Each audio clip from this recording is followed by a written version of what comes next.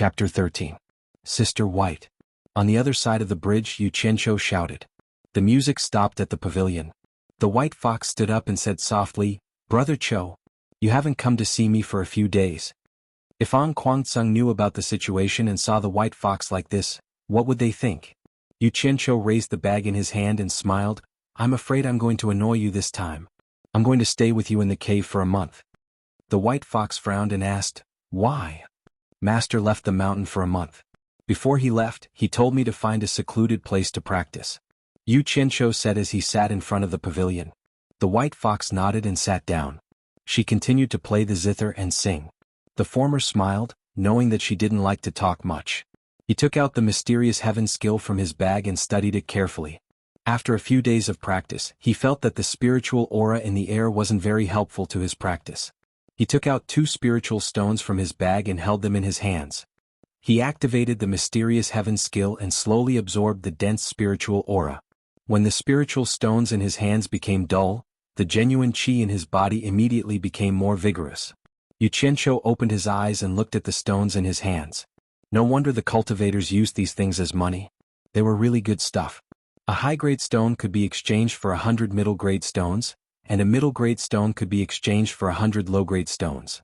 The master gave him more than 10 middle-grade stones at once, which were worth more than 1,000 low-grade stones. The white fox was still playing the zither and singing in his ears. Xianxia listened to it for a few days. At first, he felt that it was enjoyable, but now he felt that his ears were going to grow calluses. He thought to himself, Sister White, don't you get tired of singing the same song over and over again? He threw the stone in his hand into the pool and called out to the white fox, Sister White. The white fox stopped and raised her peerless face. She asked in confusion, Brother Cho, what's wrong? After saying that, he glanced at the white shadow that flashed past the cave entrance, but he didn't think much of it. The white figure at the entrance of the cave was the Chu Pinger whom Xianxia had peeped on the body the other day. As soon as she entered the cave, she heard someone talking. When she saw who it was, she was shocked. She did not expect that the pervert was actually talking to that beautiful woman. He hurriedly hid to the side. Xianxia was considering if he should ask White Fox to change the song. With his cultivation, he did not notice anyone at the cave entrance. He smiled awkwardly and said, Sister White, why don't you change the song? I see that you are always singing the same song. The white fox frowned slightly and said, In my early years, I also collected the famous songs of the world, but after that, none of them could enter my heart. Ever since I listened to the songs you taught me, I feel that no other song can compare to them. Why should I change? Chu Pinger, who was hiding at the entrance of the cave, trembled and muttered, That song was actually written by that pervert? How is that possible? Sister White's zither skills are unparalleled. How about this? I will compose another song for Sister White, and I will ask Sister White to accompany it with the sound of the zither. What do you think? Xianxia asked. White Fox's eyes slightly brightened. She nodded and said, Brother Cho is very talented. Sister White has already experienced it. If you can compose another song, Sister White will be more than happy. Xianxia nodded and walked back and forth on the bridge with his hands behind his back. He lowered his head and pondered what song he should choose. It would be best if the white fox could accept it and also make her like it. He could also enlighten her. Otherwise, it would be a pity for a late-stage tribulation passing expert to hide here. He was really made to be a golden bodyguard. The white fox's eyes were filled with anticipation as he walked back and forth in deep thought. Chu Pinger, who was peeping at the entrance of the cave, was also full of curiosity. She did not know what kind of peerless song this ugly pervert could compose. I've got it. Xianxia suddenly clapped his hands and rolled his eyes. He smiled and said, The name of the song shall be Dream of Mandarin Ducks and Butterflies. It sounds like a good song. Sister White will be able to enjoy it again, White Fox said softly. Chu Pinger, who was at the entrance of the cave, murmured, Dream of Mandarin Ducks and Butterflies. What a beautiful name. Xianxia walked back and forth with his hands behind his back. He gathered his emotions and sighed. His voice was slightly hoarse as he sang, Yesterday was like the flowing water in the east, far away from me and cannot stay. Today my heart is in chaos and worries me. Draw a knife to cut the water and it flows even more. Drink a cup to drown your worries even more. The cool breeze of the Ming dynasty drifts everywhere. Only the new laugh who hears the old cry. The word love is so hard. Should I ask clearly or should I pretend not to know? It's hard to be content with knowing more and knowing less. It seems to be an era of mandarin ducks and butterflies, but who can escape the sorrows of the human world? In the world of flowers and flowers, mandarin ducks and butterflies are already crazy in the human world. Why bother to ascend to the blue sky? Why not sleep together gently? At the end of the song, White Fox was already standing there in a daze. Chapter 14. Xianxia chuckled. He tore off a piece of meat and chewed it in his mouth. Just as he swallowed, his face froze as if he was choking. He patted his chest, and a pot of wine appeared in his other hand. He gulped down a few mouthfuls and finally let out a burp. He smiled and told the white fox about the golden bead. The latter was dumbfounded. She never thought that the golden bead could be used in such a way. The former said mockingly, "Sister White, aren't you tired of staying in this dark place? Do you want to come to my territory? It's much quieter there and no one will disturb you." The white fox looked at Xianxia noncommittally and said softly, "Brother Cho, didn't you say that you want to make a name for yourself in the cultivation world? I see that you haven't cultivated at all these days." After saying that, she continued to play the zither and sing softly. Playing with things can distract one's ambition. Xianxia thought about how he had spent the past few days playing with things, and felt a little ashamed. He threw away the pheasant leg in his hand. Pah! It fell into the pool and sank. The white fox who was playing the zither frowned slightly. Sitting down cross-legged, Xianxia took out 2 spirit stones. He closed his eyes and activated the mysterious heaven skill. He slowly absorbed the spiritual energy and converted it into vital energy to be stored in his body. He threw the waste rock into the water, and 2 more spirit stones appeared in his hands. When he converted the spiritual energy inside them into vital energy, he found that his body was filled with vital energy. His dantian could no longer contain it. Xianxia was shocked. These spirit stones were really good stuff. He had only absorbed 6 mid-grade spirit stones, and the converted vital energy was enough for him to cultivate to the 5th level. If he absorbed spiritual energy from the air, how many years would it take to compare to 6 mid-grade spirit stones? Without hesitation, he memorized the 5th level of the mysterious heaven skill and began to cultivate. It was actually very easy to cultivate from the 5th to the 10th level of the chi refinement realm. In fact, it was not as difficult as opening the 8 extraordinary meridians from the 1st to the 4th level. As long as one absorbed enough spiritual energy, it was basically not a big problem. After a few days, when Xianxia refined the last bit of true chi in his body into his dantian, his entire body trembled. He could feel that every cell in his body had undergone a qualitative change. He thought to himself, "I've finally reached level 5. Checking the changes in his dantian, he found that his dantian, which used to be filled with true energy, had become empty, with only a few wisps of true energy floating around. However, the previous white true energy was incomparable to this tangible true energy. There was another thing that he did not know. The volume of his dantian was 3 times that of an average person. In other words, if an average person used 2 days to cultivate their dantian, it would be equivalent to him using 6 days. In fact, an average person only needed a third of the amount of spirit stones he used to cultivate their dantian. Master xianxia did not understand. The spirit stones he gave him were based on 1 month minus the time needed to cultivate his dantian by 4 levels. In other words, the stones that xianxia gave him were prepared for his disciple to cultivate his dantian by 1 level. There is no other way. I can only wait for Master to come back and think of a way. Xianxia dejectedly stood up. In the distance, pheasants were cooing. From the sound, they were probably laying eggs. This was exactly what Xianxia wanted when he caught them. He deliberately caught a male and a female, hoping that they could lay more eggs and hatch more pheasants. That way he could eat roasted pheasants anytime. However, he was not in the mood to do so now. He lazily raised his head and looked at it. Then he lowered his head again. What? He raised his head again and cried out in surprise. Looking around, his territory had doubled from its original base. Now, it probably had a radius of nearly a kilometer. Xianxia closed his eyes. Although it had grown bigger, it was still under his control. Yes, there were 9 eggs in the pheasant's nest. It did not take long for him to understand the reason. This golden pearl had already become one with him. If he did not guess wrong, when his cultivation increased by 1 level, the territory here would double from its original base. Seeing this happy thing, the worry of not having spirit stones lessened a lot. He wandered around his own territory and returned to the pavilion. With regards to his sudden appearance and disappearance, the white fox was already used to it. She raised her head and looked at him. She stopped playing the zither and asked softly, 1 month's time is up. Are you going back? Yes. I'm going back. It has already been a few days. I think Master should be back by now. After saying that, he turned around and waved his hand. Sister Bai, I will come to see you often. The reply he got was Mandarin Duck Butterfly Dream. He returned to the courtyard and walked around. Strangely, he found that Master had not returned. If he had returned, the ground would not be so clean. He pulled over a bamboo chair and wiped it. There was no dust. He had to admit that the air quality now was not a bit better than in his previous life. In his previous life, if the room was not cleaned for a few days, the dust would be thicker than it was now after a month. He turned around and lay down. Why are there so many people running in the direction of Green Light Hall? Yu Qianzhou, who was pretending to be asleep, woke up and sat up slightly. With his current cultivation, it was not a problem for him to hear a nearby jog. He paused, closed his eyes and lay down. Anyway, it's none of my business if something happens. Not long after he lay down, he suddenly heard someone outside the courtyard shouting, "Is Martial Uncle Yu in?" After shouting twice, Yu Qianzhou responded. He felt strange that someone was looking for him. When he walked out of the courtyard, an unfamiliar disciple bowed and said, "Martial Uncle Yu, Sect Master wants you to go to Green Light Hall quickly." "Sect Master wants me to go to Green Light Hall? What's the matter?"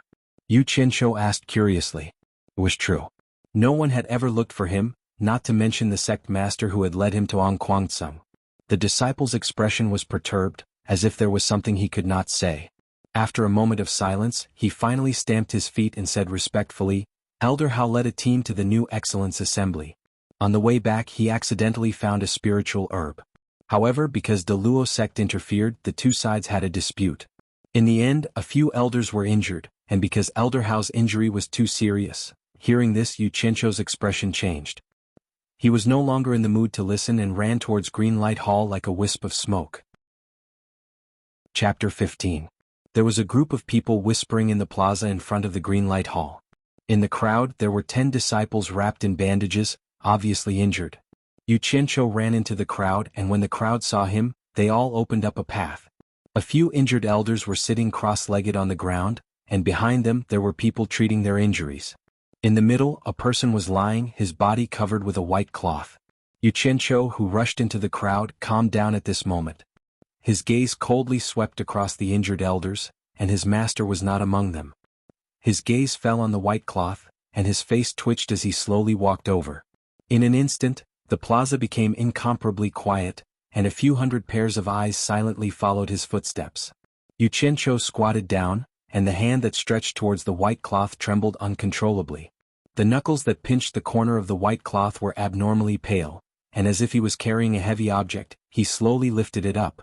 The sloppy old man's familiar face entered his eyes as the white cloth was lifted up. The past was still vivid in his mind, but the amiable old man was no longer breathing. "Your cultivation speed is godly. This time's new talent assembly, I want to rely on sect leader Xixiang to help out, so tomorrow I will lead a team with a few other Xixiang. When the time comes when the foundation building pills are distributed, you have the nerve to ask for one or two, to prepare for your foundation building." Master's words when they parted seemed to be right next to his ears. Looking at the old man's deathly pale face, and that smear of dried blood at the corner of his mouth, Yu Qianzhou's heart was bleeding. If it wasn't for him, Master definitely wouldn't participate in some bullshit new talent assembly, and also wouldn't. The squatting Yu Qianzhou had already unknowingly knelt down. His trembling hands carefully covered the white cloth, as if he was afraid of disturbing the sleeping old man. He suddenly opened up his arms, clenched his fists, and raised his head to the sky, shouting soundlessly without making a single sound. His white teeth looked abnormally eerie under the sunlight, and the veins on his neck popped out. Suddenly, under the gaze of the crowd, the kneeling Yu Qianzhou actually spat out a mouthful of blood.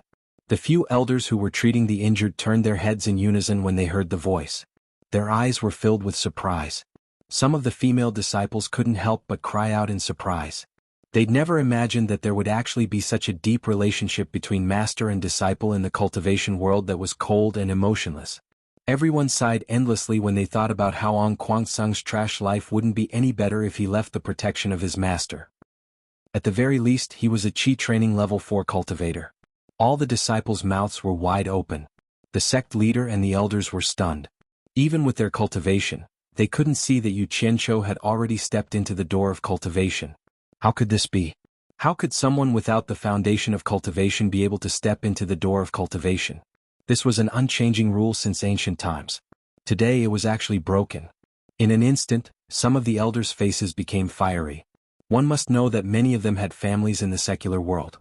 Unfortunately, without the foundation of cultivation they died of old age.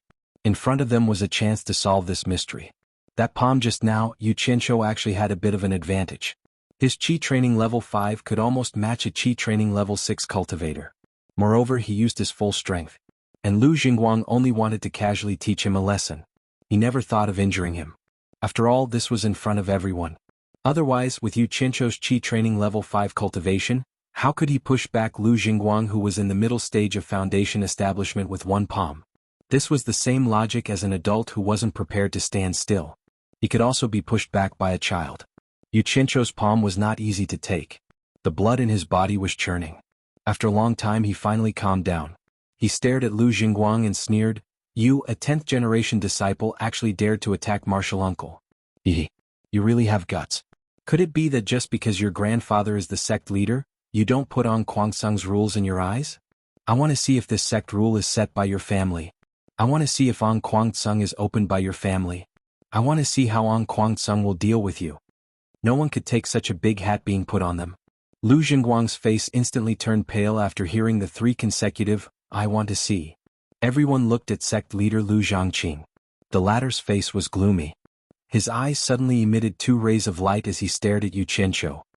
He then stared at Lu Jingguang and shouted, "Kneel." His grandson obediently knelt in front of his grandfather. The latter's chest rose and fell obviously.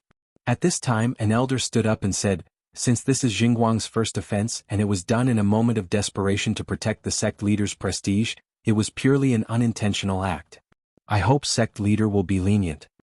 Sect master, please be lenient with your punishment." Another few elders pleaded together. Lu Changqing's face finally calmed down. He stared at his grandson and said in a deep voice, "According to the sect rules, your cultivation should be abolished and you should be kicked out of the sect. But for the sake of the elders, you will be fined 10 years' worth of spiritual stones and be punished to copy the sect rules 10,000 times.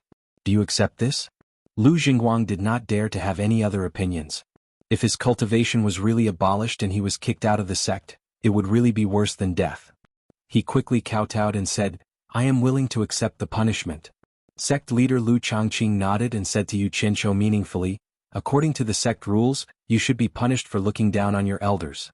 Martial nephew, do you think it is fair for me to deal with it like this?" His words were clearly telling Xianxia that he was also suspected of being disrespectful to the sect leader just now. He did not punish him, so he should stop holding on to his grandson. Xianxia sneered noncommittally. He turned around and carried his master's body, then strode away. The crowd made a path. Lu Jingguang looked at Xianxia's back with resentment. The crowd secretly shook their heads and sighed in their hearts. Xianxia had really offended the Lu family today. He would have a good time in the future. What they did not know was that Xianxia had already planned to go all out. He was prepared to hide in the golden bead if he could not win. "You can bite me." Xianxia smiled bitterly. "Since Jejir is willing to come, little brother is more than happy to come. How can I go back on my words? Sister, hold my hand." After he finished speaking, he freed one hand. White Fox didn't mind that he had hugged a dead person and gently held it with her slender hand. Feeling the softness in his hand, Xianxia's mind was slightly shaken, but he didn't have any dirty thoughts today. He immediately focused his mind on the golden bead. In an instant, the figure in front of the pavilion disappeared. In the green light hall, the sect leader was discussing matters with the elders. Suddenly, a small bell hanging at the side of the hall rang. Everyone turned their heads to look. Sect leader Lu Changqing said curiously, "Did the white fox spirit from the forbidden area come out? Let's go and take a look." After he finished speaking, he flew out of the hall and the figures behind him followed. A group of people came to the grotto and saw that the pavilion was empty. They looked at each other in dismay. Sect leader Xixiang, "If I remember correctly, there is a purple light demon trapping formation here. Those who are trapped in the pavilion can't come out unless they have reached the middle stage of the tribulation passing stage. Could it be that this white fox spirit has reached the middle stage of the tribulation passing stage? That's impossible. If she really has reached the middle stage of the tribulation passing stage, There should be a lot of commotion when she goes through the heavenly tribulations in the early and middle stages. How could we not know? A skinny old man walked to the side of the silent Lu Changqing and said. This old man was the elder who first pleaded for Lu Jingguang. His name was Wu Baru. Lu Changqing silently shook his head, indicating that he also didn't know. Of course they didn't know the reason. What cultivators did was to go against the heavens and change their fate. Forcibly increasing one's cultivation level was also against the heavens.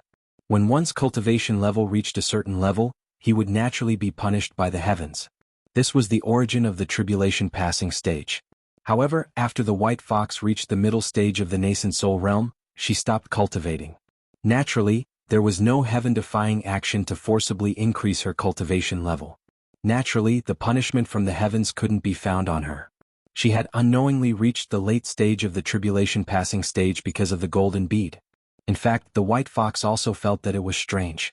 Why didn't her cultivation level reach the late stage of the tribulation passing stage? It seems that we have to report this matter to the master who is cultivating in the back of the mountain. Lu Changqing sighed. We still have to disturb the master? Wu Baru was slightly surprised. He frowned and said, didn't the master say that the white fox would be released after being trapped for 100 years? She didn't want to come out before, so we can't be blamed. Now that she has come out on her own, it saves us the trouble. Senior Martial Brother, why do you still want to disturb the master? The master is now at the critical moment of breaking through the early stage of the tribulation passing stage. We have just disturbed him because of the matter of the Daluo sect. If we go now, I'm afraid it's not appropriate, right? Lu Changqing made a hand seal and flicked 4 white lights at the 4 pillars of the pavilion. Purple lightning swam on the pillars and 4 spirit talismans appeared. Lu Changqing made another hand seal and shouted, withdraw. The 4 spirit talismans turned into 4 purple lights and shot into Lu Changqing's sleeve. After doing this he turned around and looked at the others. He shook his head and said, Junior Martial Brother, you only know one thing but not the other. The white fox spirit killed recklessly in the secular world and should be punished. However, the master imprisoned her for no other reason than that the white fox would be able to break through to the late stage of the nascent soul realm in less than 100 years, so the master made an agreement with the white fox. If the white fox wanted to come out after 100 years, she would have to swear an oath to join the Xuanhuan. Otherwise she would be imprisoned until she agreed. Alas, the master did this so that the Xuanhuan would have one more good helper. I didn't expect that now. The elders looked at each other. It seemed that they didn't know the reason behind it and were all fooled by the rumor that everyone knew. Wu Baoru sighed and said, the master really put in a lot of effort for Xuanhuan. He even planned for 100 years. Lu Changqing nodded. Suddenly he seemed to remember something. He frowned and said to Wu Baoru, there is something that I need Junior Martial Brother to think about. Junior Martial Brother Hao's disciple, Yu Qianqiu, can actually cultivate without a root bone. It is really incredible. This matter has to be cleared up, so I will have to trouble Junior Martial Brother. Junior Martial Brother, remember, you must clear up this matter. The last sentence was said in a gloomy tone. The meaning behind it was worth thinking about. Yes. Junior Martial Brother, you must clear up this matter. Senior Martial Brother, we will leave it to you. When the others heard it was about this matter, they all agreed. Wu Baoru laughed and said, I understand. I will not disappoint the sect leader and the other senior and junior martial brothers. Something that could make a group of people so concerned was naturally related to their own interests. If the doubts about what happened to Yu Qianqiu were cleared up, these children without a root bone at the foot of the mountain could openly join the Xuanhuan to cultivate. This was something that everyone hoped for. The white fox, who was hugging the zither, looked at the space with a radius of nearly 1,000 meters in surprise. Although she had heard about it from Yu Qianqiu, she could not help but be surprised when she saw it for the first time. She didn't expect that this small golden bead could actually contain such a large space. It was similar to the storage pouch used by cultivators, but obviously, a storage pouch couldn't contain such a large space. It was also impossible to plant flowers and grass inside like Yu Qianqiu, and even raise some small animals inside. According to Yu Qianqiu, there was also a division between day and night here. If it was not for the purple chaos surrounding it, it would not be any different from the outside world. The white fox bent down to pluck a wildflower. She pinched it with her slender fingers and put it under her nose. She sniffed the fragrance that she had not smelled for a long time. She listened to the chirping of birds. She could not help but reveal a sweet smile on her face. She looked around with her beautiful eyes. It was obvious that she liked this place very much. Suddenly she heard a tinkling sound. She turned around and saw Xianxia hugging a sword and busying himself around a huge exposed rock. She walked over with light steps and asked, "Brother Cho, what are you doing?" "Making a stone coffin for master." As she said that, she chopped the rock with her sword. The white fox frowned slightly. She stretched out her hand and said, "Give me the sword." Xianxia was stunned. He gave the sword to the white fox in confusion. The white fox's graceful figure unfolded. Her white clothes fluttered. She threw her zither and stood in the distance. Then she stabbed her sword into the bottom of the huge rock and gently flicked it. The huge rock, which had a diameter of nearly 3 meters, flew up and was flicked into the air by her sword. Seeing how effortlessly she did it, the white fox was dumbfounded. The long sword twirled. Shio, shio. Numerous sword rays shot towards the huge rock that was tumbling in the air. It was like a knife cutting through tofu. There was almost no sound.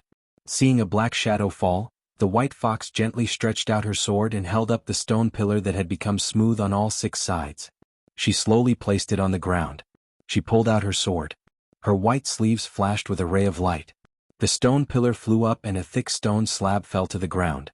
If he could not see what the white fox was going to do, Xianxia might as well bang his head against the wall and die. This vixen sister obviously saw that he was working too hard, so she did it for him. "Stop." Hearing the voice, the white fox was stunned. Chapter 17. Oh. Xianxia immediately threw the sword away and put on the mountain-piercing claw. His 10 fingers were covered with 10 black and shiny claws. He waved his hands a few times and it looked very powerful. However, he felt that it didn't fit well and was a little loose.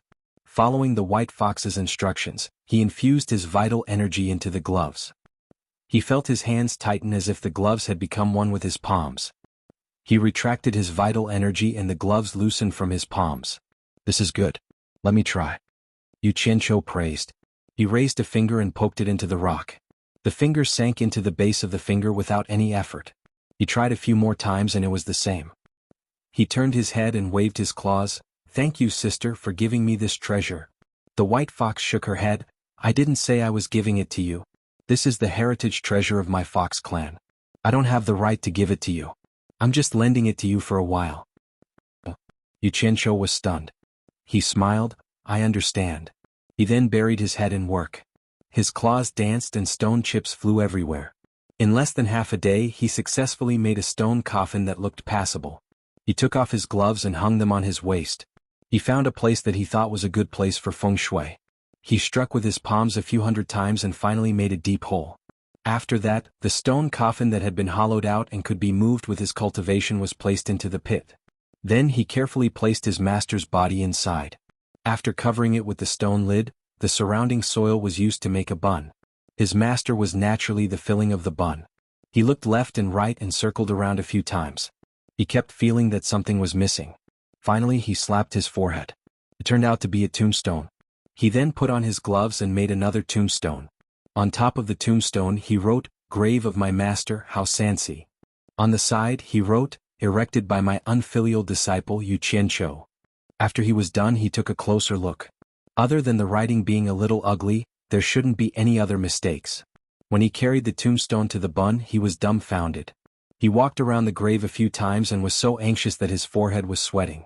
It turned out that because he wanted to make his master's grave perfect, the whole grave mound was a bit too round. Now he had forgotten which direction his master's head and feet were buried in. He couldn't just randomly pick a direction to insert the tombstone into. "Damn you!" Xianxia cursed and placed the tombstone on the ground. He wiped the sweat off his forehead and prepared to dig up the grave again to see how his master buried it. The white fox, who had been watching him from the side, saw him carrying a tombstone and walking around the grave. It did not know what he was trying to do. Was this a custom of some place? Her beautiful eyes widened as she looked at him curiously. It wasn't until this guy was about to dig up the grave that white fox reacted. It turned out that her silly brother had actually forgotten how master was buried. Now he wanted to dig up the buried master to see what was going on. He did not know whether to laugh or cry. He could afford to lose that person, but the people watching from the side felt that they couldn't. The white fox looked down and saw a stone under her feet. With a kick, the stone landed on the side of the grave mound and stabilized. Xianxia saw a stone fall. In this place, other than him and the white fox, there was no doubt that the stone was thrown by the latter. He squatted beside the grave and looked up at the white fox. Seeing her glaring at him, he finally realized that the white fox was reminding him where the tombstone should be buried. So he pointed at the location of the stone and shouted to her, "You mean to bury it here?" The white fox nodded. After Xianxia carried the tombstone to the location, he looked around and seemed to feel that it wasn't the right place. He could not help but shout to her again, "Sister White, are you sure it's here?" The white fox, who had always been elegant, could not help but roll her eyes this time. She decided to ignore him and let him do whatever he wanted. She turned around and walked away. He could vaguely hear the word idiot coming out of her mouth. Xianxia thought that she would not lie to him, so he buried the tombstone in that location. After that, he still felt that something was missing. Suddenly, his eyes lit up and he ran to the flowers and plants around him. The white fox, who was not far away, was attracted by her brother's action. Her face became a little ugly as she looked at him. There were not many wildflowers to begin with. After he picked them here and there, it became a mess. The nearby flowers were ruined by him. Finally, they were gathered into a wreath and placed in front of the master's tombstone. Then he caught 2 birds, roasted them and placed them in front of the master's tomb. He respectfully kowtowed a few times and swore that he would avenge his master. After a while it was finally over. He raised his head and sighed. He turned around and saw the white fox standing alone in the wilderness. Then he looked around and found that there was no place to stay. He could not let the white fox live in the wilderness every day like him. He immediately had the idea of building a house. With a thought, he had already returned to the grotto. Now that there was no one playing or singing in the grotto, it was particularly quiet. Looking at the fluorite all over the stone wall, he remembered that his own territory also needed illumination at night. Without saying anything, he directly pried it and sent it to the golden pearl. While he was praying, he suddenly found that as long as his hand touched the fluorite, he could use his thought to lock it and send it to his own space. This discovery made him extremely happy. Only when a large piece of the stone wall of the grotto turned black did he stop. But he didn't know that the white fox in the golden pearl space was also shocked when she saw the fluorite falling from the sky. But not long after, she guessed that it was Xianxia's trick. She also understood his intention. So she collected all the fluorite together. But not long after, an even more terrible thing happened.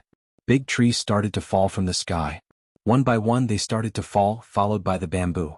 The white fox flew to the side and looked at the sky dumbfoundedly.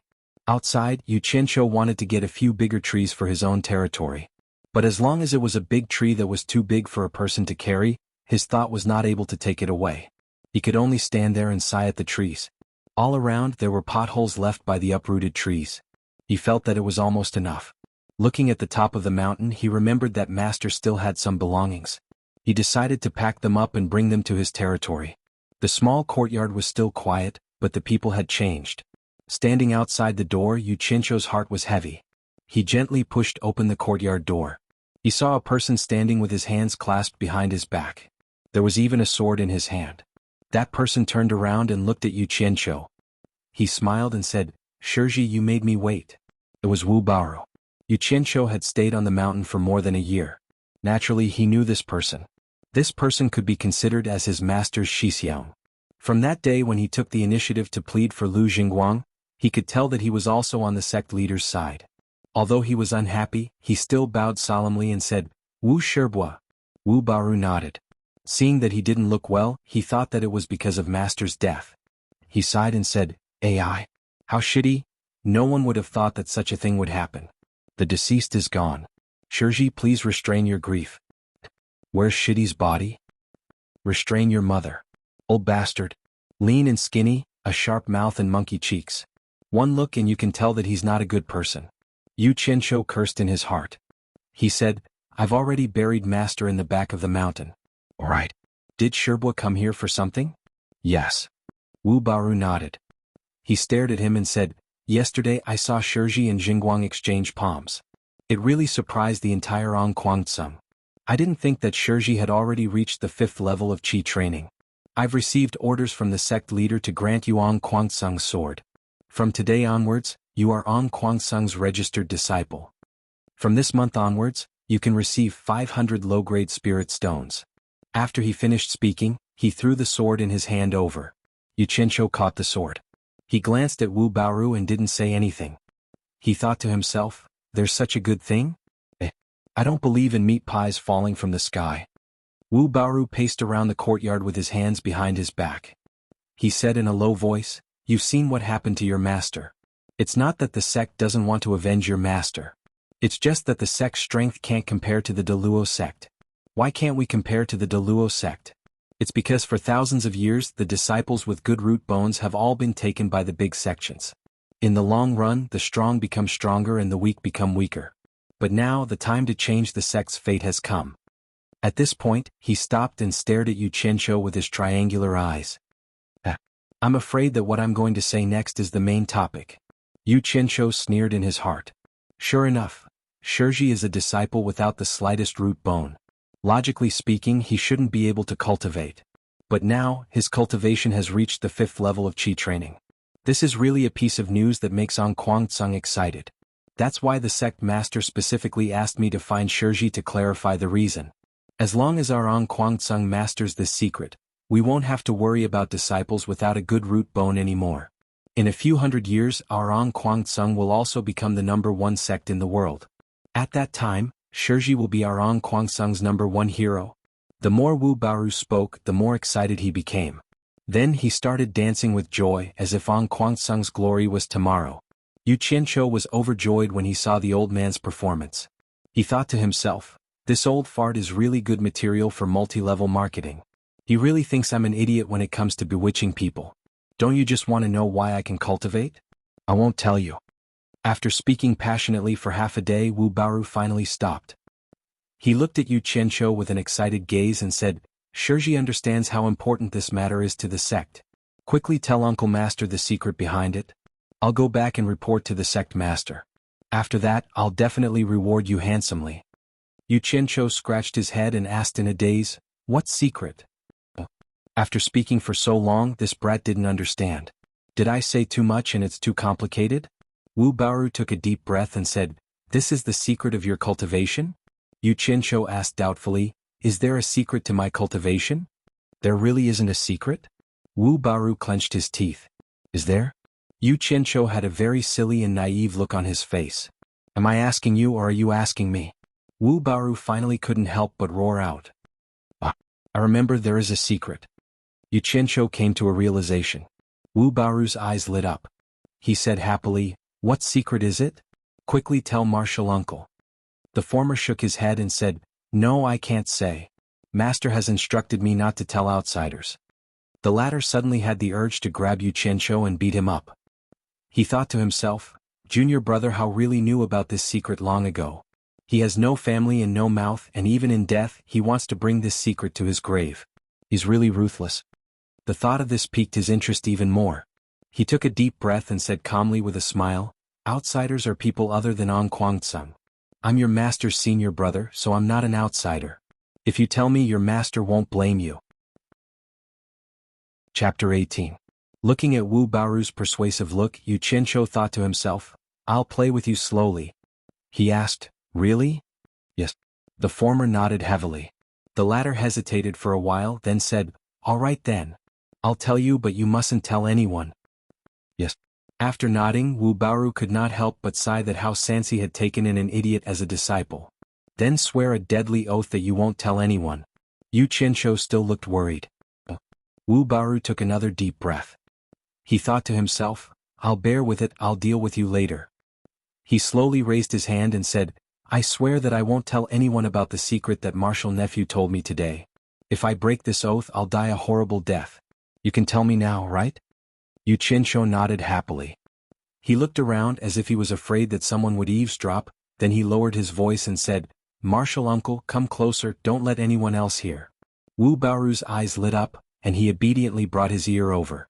Yu Qianzhou said, I do have a secret when I'm cultivating. Master always gives me his spirit stone to absorb spiritual energy. Master doesn't allow me to tell anyone. Wu Baoru waited for a while. Seeing that there was no more sound, he turned to look at him and asked, anything else? Yu Qianzhou shook his head and said, nothing else. What? Nothing else? Wu Baoru let out a strange cry. What secret was this? It was normal for a master to give his favorite disciple a spirit stone to use, and the purpose was nothing more than for the disciple's cultivation to increase quickly. He suddenly felt like he was fooled. He grabbed Yu Qianzhou's shirt and said gloomily, "Are you going to tell me or not?" Yu Qianzhou snorted coldly. The silly look on his face instantly disappeared. He squinted his eyes and said indifferently, "What? You want to fight now that you can't trick him?" Ah. Wu Baoru was startled for a moment before he started laughing maniacally in anger. He had treated the other party as an idiot, but he had always been treated as an idiot by the other party. He had lost so much face. He said fiercely, "What a small character. You actually dare to trick me. I think you must be tired of living." He suddenly released his aura. How could the current Yu Qianzhou withstand a nascent soul cultivator's aura? He was immediately suffocated by the aura, and the killing intent was clear.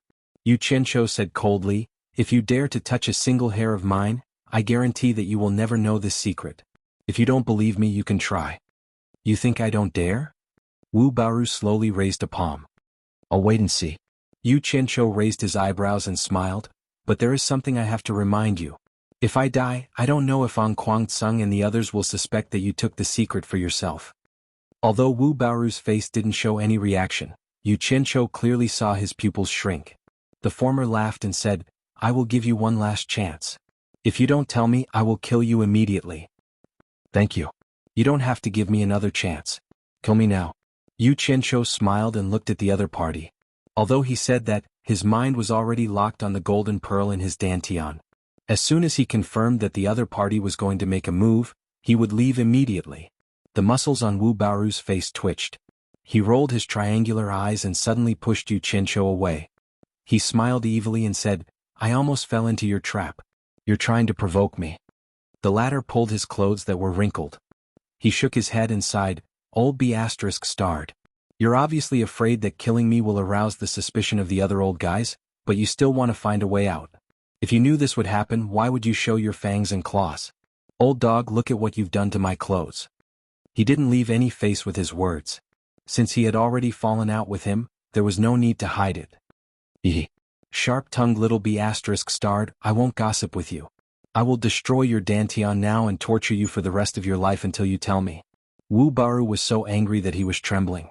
He had been in An Kuang-tsung for so many years, and no one had ever scolded him like this before. Judging from his expression, it didn't seem like he was joking. He was really going to make a move. "Yo, I have the golden pearl, so I'm not afraid. Today seems to be the day to talk about insights. I'll play you to death, old dog." Yu Qianzhou thought like this, but he sighed and said, "Stop, I'm afraid of you. If you want me to tell you, I'll go to Green Light Hall and tell the sect master personally. If you don't agree, I'll explode my dantian." Wu Baoru was stunned. He thought to himself, "I'll kill you immediately after you tell me." Then he readily agreed. As for what he was planning, Yu Qianzhou could even guess it with his butt. Yu Qianzhou swaggered in front, and Wu Baoru, who followed behind, had a cold smile on his face. The two of them walked towards An Kuang-tsung Hall, one in front and one behind. Passing through the wall, they could see many disciples sitting in the middle of the square, listening to lectures. Below the hall sat a few elders who were giving lectures. A knowing smile appeared on Yu Qianzhou's face. When they were about to reach the middle of the crowd, Yu Qianzhou suddenly ran for his life. Wu Baoru was slightly stunned. He thought to himself, "Where can you run from here? Help. Someone wants to steal my spirit stones. Old dog wants to steal my spirit stones. Old bastard wants to murder me for money. Save me, sect leader." Yu Qianzhou shouted with all his might. The entire square could hear his voice, and it was incomparably miserable. In an instant, countless eyes in the square turned to look at him. Wu Baoru did not expect this guy to do this in public. He almost fainted from anger. He shouted, "Stop." His figure flashed and he shot over. F***ck. Old dog is angry. Just as Yu Qianzhou was about to hide in the golden pearl, a voice came from inside the hall, "Stop." At the same time, an elder who was giving lectures quickly flashed and blocked in front of Yu Qianzhou. "Senior brother Lu, get out of the way. I want to kill him." Wu Baoru flew into a rage. The elder who was called Senior Brother Lu frowned and shouted, "Junior Brother Wu, why don't you look at where you are? What a disgrace." This person's name was Lu Xuanhuan. After being reminded by Senior Brother, Wu Baoru looked around and saw countless eyes looking at him in disbelief. Then he thought of the little bastard's cry and his heart sank. He had lost a lot of face today. But the hateful face behind Senior Brother was winking at him. He was so angry that his whole body trembled. He shouted, I'm so angry. Who's making a racket outside the hall? Sect Master Lu Changqing walked out with a group of elders. Yu Qianqiu immediately turned around and shouted, "Save me, Sect Master. Martial Uncle Wu wants to kill me. Save me, Sect Master. Martial Uncle Wu wants to kill me." Lu Changqing and the others immediately stared at Wu Baoru. They knew very well why Wu Baoru went to look for Yu Qianqiu. "Nonsense, I'm so angry. Little bastard, I'm going to kill you." Wu Baoru was so angry that he almost vomited blood. He leaped over Lu Xuanhuan and shot a ray of light at Yu Qianqiu. "Nonsense." Lu Changqing flung out the horsetail whisk in his hand. The whisk instantly grew long and wrapped around the ray of light. A long sword was wrapped in it. Two elders flew out from his side and pulled Wu Baoru back. The latter stared at Yu Qianqiu with bloodshot eyes and screamed. He looked like he wanted to tear Yu Qianqiu into pieces. Lu Changqing glanced at Wu Baoru and stared at Yu Qianqiu and asked, "What's going on?" "Save me, Sect Master." Yu Qianqiu seemed to be very frightened. He knelt down and cried loudly, "Today Martial Uncle Wu found me and forced me to tell a secret. He also took away the 100 mid-grade spirit stones that Master left for me. Originally I was going to swallow my anger and let it go. But for some reason Martial Uncle Wu refused to let me go. I think Martial Uncle Wu wants to kill me. I really feel wronged. I didn't expect that right after my master died Martial Uncle Wu would..." Sob. "Sect Master, please help me." The entire square immediately boiled over. Although the cultivation world was fickle in relationships, it was rare for a martial uncle to immediately snatch away his junior brother's disciples' belongings as soon as his junior brother died. Looking at Yu Qianqiu's pitiful appearance, no one would think that he would dare to frame martial uncle. Although no one dared to talk loudly, whispers were unavoidable. Everyone looked at Wu Baoru as if they were looking at a monster. There were also disciples from Wu Baoru's faction who lowered their heads in shame. Many female disciples heard about Yu Qianqiu's pitiful experience and saw how pitiful he was. Most of them had tears in their eyes. Among them, Chu Ping bit her lower lip. She didn't expect that the talent who composed two peerless songs would be abused like this. "Little bastard. You still dare to say, 'I'll kill you'?" Wu Baoru struggled crazily, but with two senior brothers who had higher cultivation than him holding him down, how could he break free? Yu Qianqiu thought to himself, "Is this old fellow going crazy from anger?" Tiske. With such poor mental fortitude, he still imitated others to be a hooligan. "But it's good that he's mad, I'll give him some stimulation." "Martial Uncle Wu, you dare to do it, but you can't let me say it." Yu Qianqiu clutched his chest as if he was having a heart attack. He staggered a few steps, opened his arms and shouted to the sky, "Heavens! Open your eyes and take a look. There's actually such a crazy person in this world." After he stood up shakily, he pointed at Wu Baoru and said hysterically, "I have no enmity with you, why do you treat me like this? Why do you treat me like this?" His grief and anger made people cry. "Martial Uncle Yu is so pitiful." Some of the female disciples in front of the hall choked with sobs. One carried two carried three. Immediately, many of the female disciples began to cry. Pooh! When these cries fell into Wu Baoru's ears, it was as if he had been struck by lightning. His entire body trembled, but he could do nothing to Yu Qianqiu. He was so angry that he spat out a mouthful of blood. Then, his eyes rolled back and he fell into his senior brother's arms. F***ck. "I'm so awesome, I actually made an original infant stage cultivator faint from anger." Kaka. Yu Qianqiu looked at the person who spat out blood with tears in his eyes. Lu Changqing's face was ashen. He never expected that sending Wu Baoru to look for Yu Qianqiu would cause such trouble. His eyes swept back and forth between the two of them, but he couldn't tell who was the victim. When he saw that Wu Baoru had fainted, he immediately stared at Yu Qianqiu. But the latter's face was so thick that he couldn't be seen through so easily. Chapter 19. The two senior martial brothers who were holding on to Wu Baoru sensed that he had really fainted, and they nodded at the sect leader. The elders were all experienced fellows, and they could understand each other's intentions with just a glance. Naturally, they understood what the two of them were thinking. They had originally suspected Yu Qianqiu, and with Wu Baoru's cultivation, if he really wanted to kill him, he wouldn't have been able to come here. Now, a nascent soul stage junior martial brother had actually fainted from anger, and it was easy to imagine the injustice he had suffered. "Where are the law enforcement disciples?" Lu Changqing shouted. "Here." Several people appeared on both sides of the hall. The plaza immediately became silent, and everyone looked towards the front of the hall, knowing that the sect leader was about to make a decision. Before the truth is clear, the disciples cannot criticize. Let's put this matter aside for now. When Elder Wu recovers, the truth will naturally be clear. Lu Changqing spoke first and then stared at the two who were complaining. Elder Wu chased and beat up a disciple in public and everyone saw it with their own eyes. He will be imprisoned to recuperate and await punishment. Yu Qianqiu publicly insulted a teacher, and everyone heard it with their own ears. He will be punished to do hard labor in the spirit stone mine, and await punishment. Elders, do you have any objections? None of the elders had any objections. The disciples naturally didn't dare to have any objections to the sect leader's decision. However, everyone understood that this punishment was clearly to the disadvantage of Yu Qianqiu. One had to know that the spirit stone mine was not a place for people to stay, it was clearly a place where Ong Kuangsung's disciples were exiled. The disciples who worked there were either those with poor aptitudes or those who had committed crimes. Every day they had a quota to mine spirit stones, and if they couldn't complete the task they would be severely punished. Until now, not many people had returned alive from that place. In everyone's eyes, Yu Qianqiu was obviously the victim, but he received the heaviest punishment, which inevitably made people think of the time when he offended the sect leader and his grandson.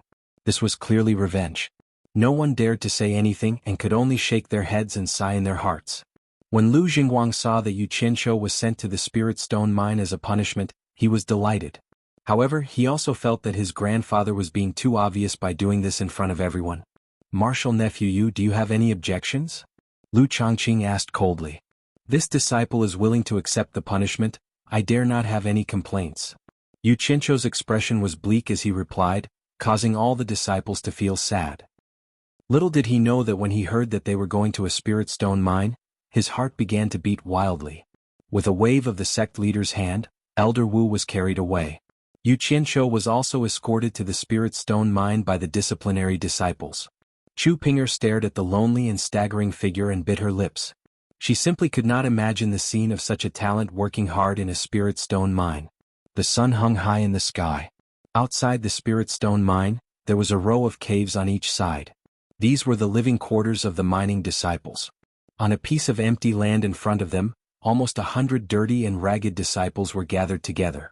On a stone pillar in front of them, a disciple was stripped naked, and his hands and feet were chained to the pillar. A barbed whip danced in the air, and a string of flesh and blood splattered everywhere. Every lash of the whip was followed by a blood-curdling scream. The surrounding disciples were all shocked. A bare-chested, fierce-looking cultivator paced back and forth with his hands behind his back. This person was an early-stage core formation cultivator named Gao Shiping. He was the overseer of this spirit stone mine. He was glaring at the frightened disciples like a tiger watching its prey. He viciously said, "Do you see that? This is the consequence of stealing spirit stones. I'm warning you all, listen carefully. Don't think that you can get away with it. No one can fish in troubled waters under my watch." As he spoke, he suddenly saw a flash of light in the distance. Two law enforcement disciples landed with a dejected disciple. Gao Shiping's fierce-looking face was covered with a smile. He ran over and said with a flattering smile, "Long time no see, two senior law enforcement brothers. You've sent someone to me again." As he spoke, he glanced at the dejected disciple. This person was Yu Qianqiu, who was punished to do hard labor in the spirit stone mine. The two law enforcement disciples nodded. When they heard the whip and the blood-curdling scream, they looked towards the place where the punishment was being carried out.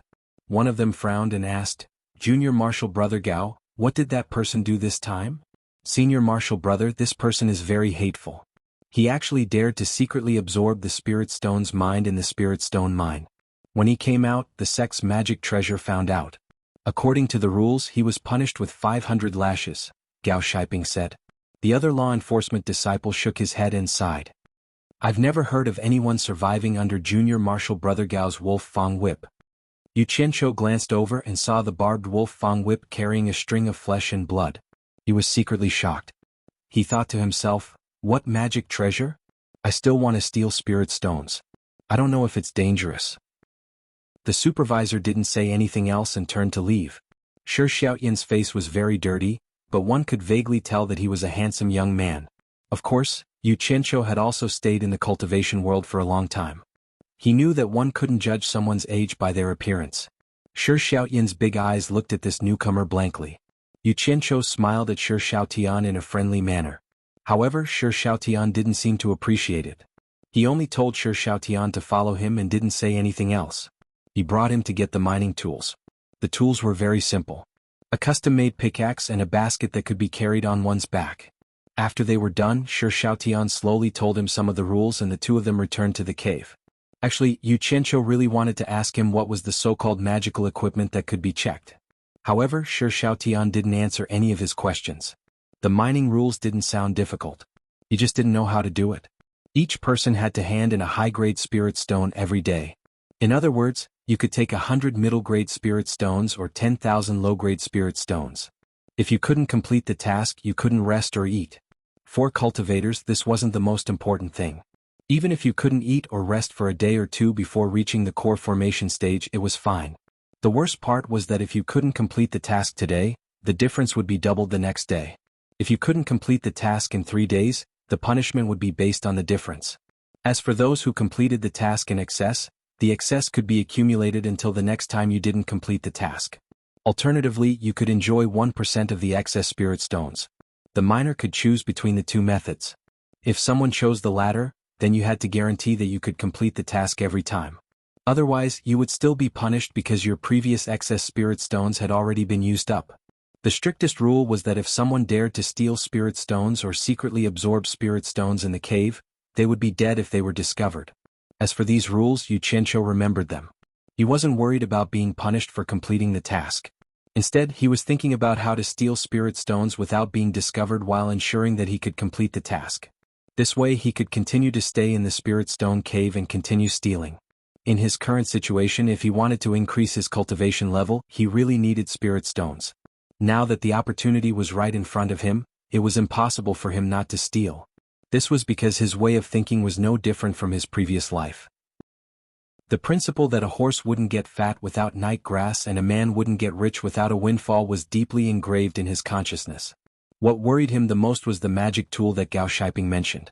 If he hid spirit stones in the golden bead, he didn't know if it would be discovered. The sound of snoring echoed in the cave, making Yu Qianqiu very surprised. How could cultivators sleep so soundly? What was the difference between them and mortals? He couldn't figure it out. He really wanted to hide in the golden bead world, but he was afraid that someone would discover his sudden disappearance. He could only endure the three people's continuous snoring. The next day, Yu Qianqiu discovered that everyone here was minding their own business. No one would pay attention to him. He imitated the three people, carrying a basket on his back and carrying a pickaxe. He followed them to the entrance of the spirit stone mine. He stood in the crowd and looked around, looking very different. Especially his clothes, which were many times cleaner than the others, were very eye-catching. Chapter 20. You. Don't look around. I'm talking to you. Come here. The supervisor at the cave entrance pointed at Yu Qianqiu and shouted rudely. Only then did the latter realize that the people in front of him had already gone in. He hurried over. The supervisor took out a bronze mirror and shone it at him. A white light flashed on the mirror. Could this be a magic tool? While he was still puzzled, the supervisor pushed him into the mine. You're dressed like a dog. Next. He heard the words of the supervisor behind him, but he didn't think much about it. He looked around the mine. It was pitch black. He really didn't know how to dig spirit stones in this kind of environment. He slowed down and walked in. After his eyes gradually adapted to the darkness, he heard the sound of several people running in. Gold ingots dropped in front? He really had to give it to them. They could even run in this kind of environment. While he was shaking his head, he suddenly noticed that there were sporadic lights on the walls around the mine. What was this? As he moved forward, there were more and more sporadic lights. They covered the four walls, even under his feet.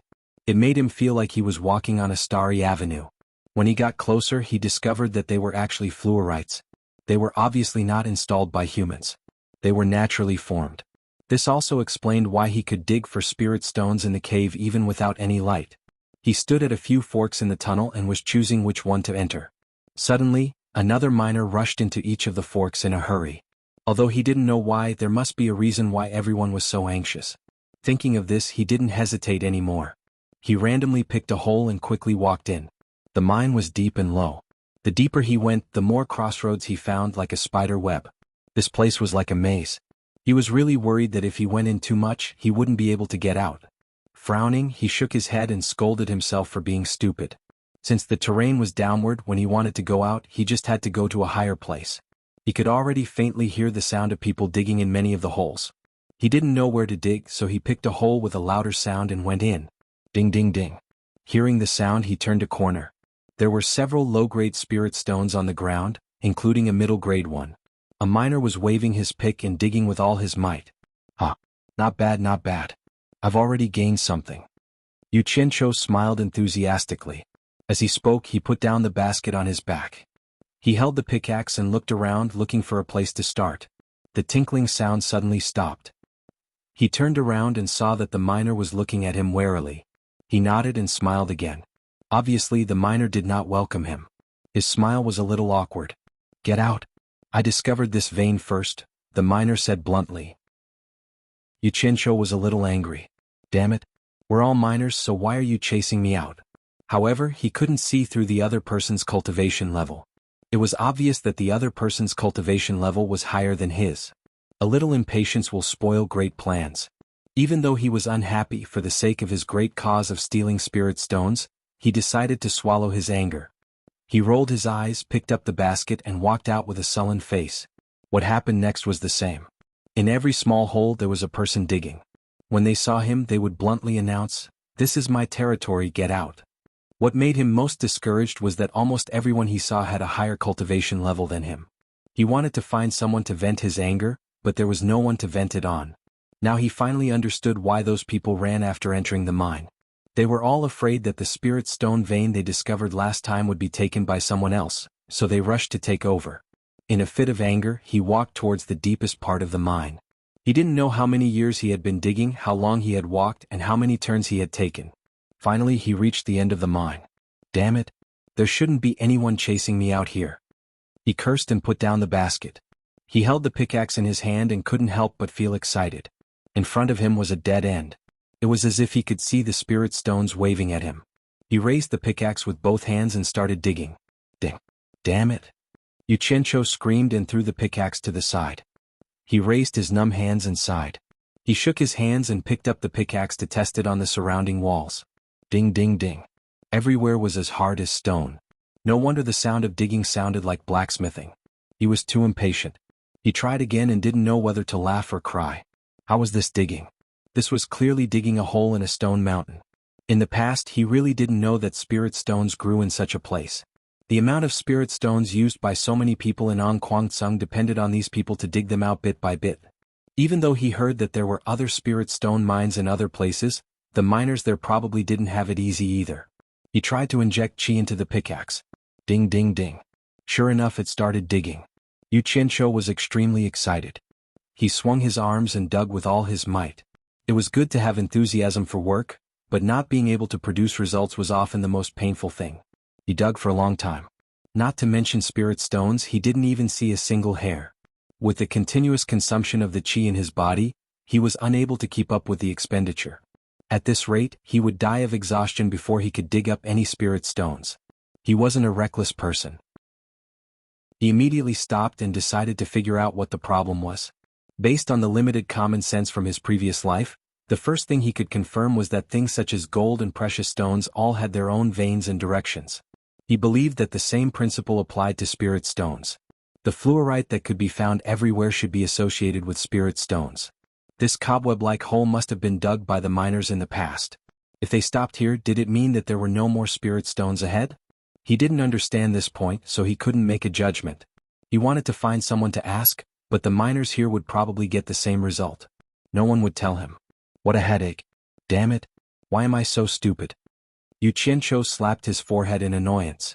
Sister Bai's fox clan was an expert in digging holes. He should ask her. He carefully looked around. After confirming that there was no one, he picked up the tool and disappeared. Sister Bai, help. Xianxia, who returned to his own territory, shouted a few times and stopped. A forest suddenly appeared in front of him.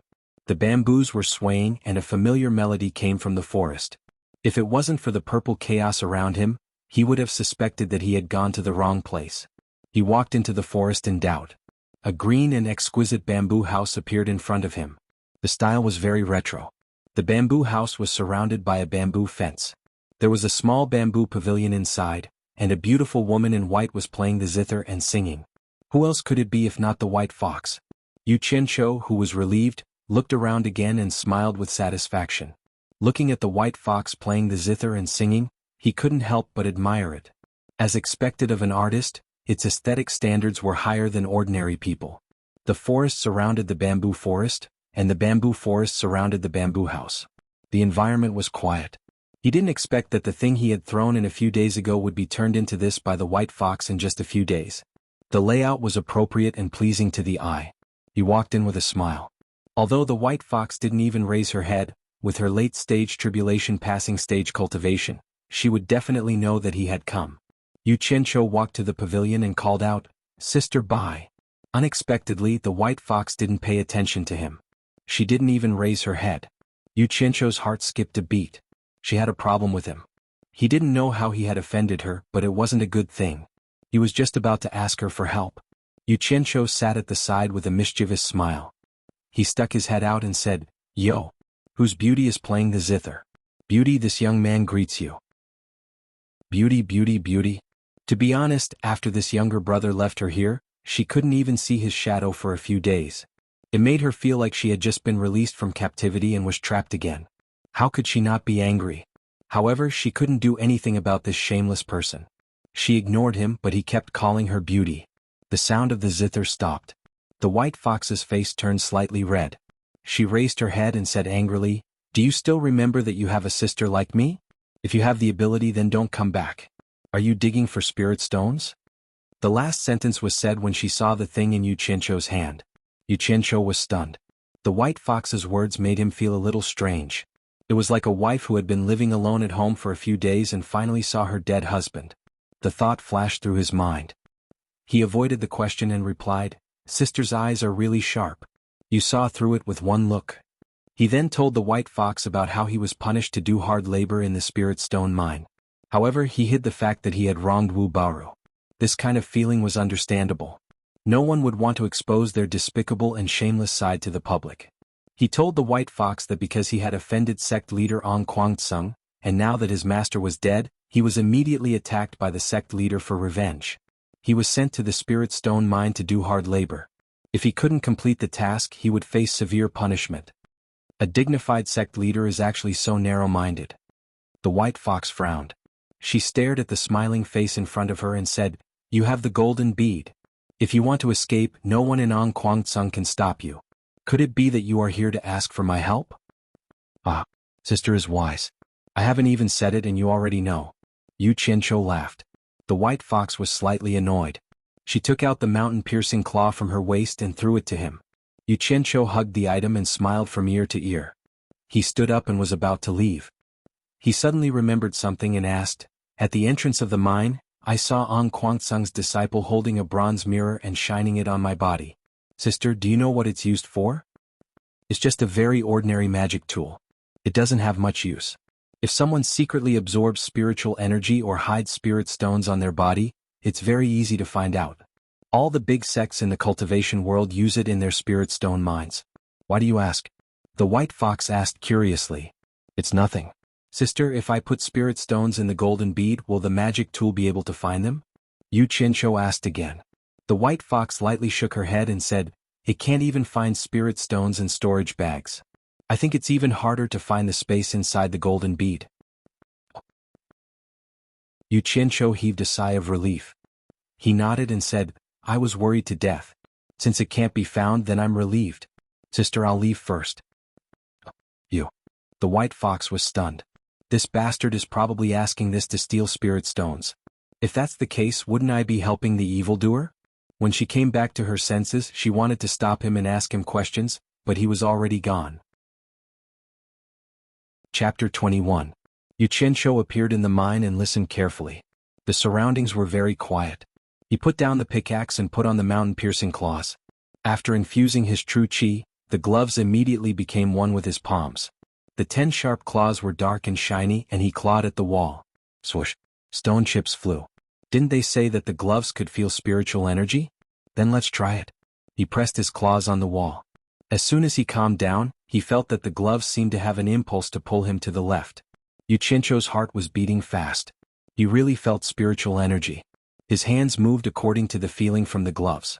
It was not until they moved 3 to 4 meters from their original position that they stopped. Although the distance it had moved wasn't far, it was still far from the direction he had intended to dig in. Right in front of him, he could clearly feel the spirit stones that he wanted to dig up. Xianxia was very glad. If not for the gloves, no matter how fast he dug, it would be useless. "Baby, I'm coming," Xianxia shouted excitedly in his heart. His 10 claws moved and he rushed at the stone wall in front of him. Swoosh swoosh. There was no sound of clanking. It was like a sharp knife cutting through paper. The stone wall could not withstand a single blow and was destroyed in an instant. Not long after, a hole a few meters deep was dug. The feeling in front was also getting stronger and stronger, encouraging Xianxia to move forward bravely. When he clawed down and saw a crystal white part of the stone wall, he could not help but cheer. Then he covered his mouth and laughed secretly. Finally, he dug out a spiritual stone. Suddenly, he remembered that his basket and pickaxe were still in the tunnel outside. He immediately went out and looked around to see that no one was around. He picked up the things and went back into the tunnel. After digging out the spiritual stone, he held it in his hand and looked at it carefully. This was the first time he found that the spiritual stone was so beautiful. It was crystal clear and cute no matter how he looked at it. Unfortunately, it was only a low-grade spiritual stone. He shook his head and threw the spiritual stone into the basket. Then he patted his head again. Not knowing what he thought, he picked up the pickaxe and the basket with the low-grade spiritual stone and threw them into his space. If he continued to work hard, perhaps the superior spirit stones were just ahead. Now that he had an income, he was even more excited. He followed the feeling of mountain-piercing claw without stopping. Not long after, the occasional appearance of 1 or 2 spirit stones on the stone wall gradually increased to several spirit stones appearing at the same time. All of them were eagerly put into his own space by his fingers. Although they were all low-grade, he did not reject any of them and did not waste any of the fruits of his labor. Holy shit. Great harvest, 1, 2, 3, 9, another 10 low-grade spirit stones. The 10 low-grade spirit stones that appeared at the same time disappeared one by one as he counted with his fingers. After digging nearly 100 pieces of low-grade spirit stones, a thick white crystal appeared in front of his eyes. It was exactly the same as the middle-grade spirit stone that his master had given him. Needless to say, the first mid-tier spirit stone was in his hands. As he continued to dig, Xianxia became more and more excited. The density of the spirit stones was getting higher and higher. For every 100 low-grade spirit stones, he would find 1 mid-grade spirit stone. When he had dug out close to 100 mid-grade spirit stones, he suddenly felt something strange coming from his mountain-piercing claw. Could it be that high-grade spirit stones were about to appear? Slightly stunned, he immediately dug in that direction without any regard for his life. Of course, the correct judgment would not disappoint him. When a light golden spirit stone appeared on the stone wall, Xianxia carefully dug it out. He took off the mountain-piercing claw and held it in his hand to carefully examine it. There was no doubt about it. This was a high-grade spirit stone. It was the first time he had seen a high-grade spirit stone. He had heard from his master that it was light golden in color. The light golden spirit stone was as beautiful as amber. Under the illumination of the fluorite, it exuded an enchanting luster. Looking at it, Xianxia was dazzled. Feeling the rich spiritual energy in the spirit stone in his hand, he really wanted to inhale it into his body, but he still controlled that impulse. Not for anything else, but for the increasing number of high-grade spirit stones. He swallowed his saliva and said, "You want me to hand over such a good thing? Even if you beat me to death, I won't do it." The amber-like crystal disappeared in his hand. The white fox and the golden bead confirmed her guess. Sure enough, not long after Xianxia disappeared, spirit stones began to fall from the sky. They fell precisely in the courtyard and piled up into a small pile. She just shook her head. Those things were not tempting to her. For a person whose cultivation had reached the late stage of passing calamity, she had already reached the peak of the cultivation world. Spirit stones had no effect on her. Xianxia also discovered the rule of digging spirit stones. Every time he dug in a direction, the first spirit stone he dug would be a low-grade spirit stone. Every 100 low-grade spirit stones would be surrounded by a middle-grade spirit stone, and in nearly 100 such groups, there would only be 1 high-grade spirit stone. After knowing this rule, he was no longer interested in those low-grade spirit stones. It was a waste of time and not worth it. He directly dug out a high-grade spirit stone, which was equivalent to tens of thousands of low-grade spirit stones. Only when he was casually digging did he put the middle-grade and low-grade spirit stones into the space. Counting the time, almost a day had passed. Excluding the half of the day that was wasted, he estimated that he had dug out nearly 100 high-grade spirit stones, hundreds of middle-grade spirit stones, and thousands of low-grade spirit stones. His mood changed from excitement to disapproval. This was the psychological change from a poor person to a rich person. He probably didn't know that his income in the half of the day was equivalent to the output of this spirit stone mine in a day. This was naturally due to the contribution of the Fox clan's treasure, the mountain-piercing claw. For 3 consecutive days he almost non-stop digging. He didn't hand in spirit stones every day like other people. The spirit stones in his hand were enough for him to hand in spirit stones for 3 days at a time. However, at the end of the second day he felt a little hungry. After all, he hadn't reached the bearing essence stage yet. He went to the golden bead and roasted a pheasant to eat. Seeing the pile of spirit stones that almost filled half of the courtyard, he smiled very happily and sighed that his hard work was not in vain. However, the white fox warned him that if he dared to throw another spirit stone into the courtyard, she would take back the mountain-piercing claw. This threat was quite effective. After that, he threw all the spirit stones into the forest outside the courtyard. The deadline of 3 days was up. Xianxia came out carrying a basket full of spirit stones. At the entrance of the cave, there were more than 10 supervisors counting the spirit stones for the miners. He, who was at the back of the line, had to wait for a while before it was his turn. Just as he walked over, he heard someone say, "Let me see." He looked up and saw the fierce-looking Gao Shiping smiling at him. "Junior Martial Brother Yu, I've been waiting for you to come out. I wonder how you finished the task." Gao Shiping said with a fake smile. This guy's attitude wasn't too friendly. Xianxia put the basket on the big table at the entrance of the cave and said with a smile, "It's my first time, so I'm not used to it. Fortunately, I managed to finish the task." A pile of spirit stones fell on the table, shining brightly. A trace of greed flashed in Gao Shiping's eyes, but it was quickly hidden.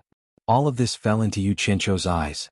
The corner of his mouth slightly curled up, revealing a trace of a smile. The former waved his hand and 2 supervisors came over to count the spirit stones. "Senior Martial Brother Gao, there's something I'd like to ask."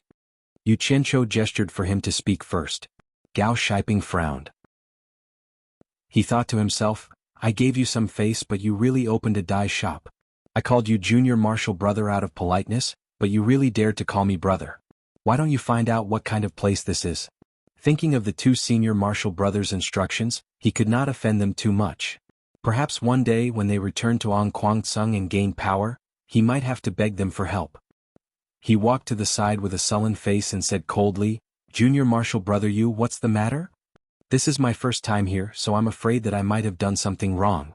If I've offended you in any way, please forgive me." Xianxia raised his hand and bowed to Gao Shiping. A faint gold color flashed in his hand.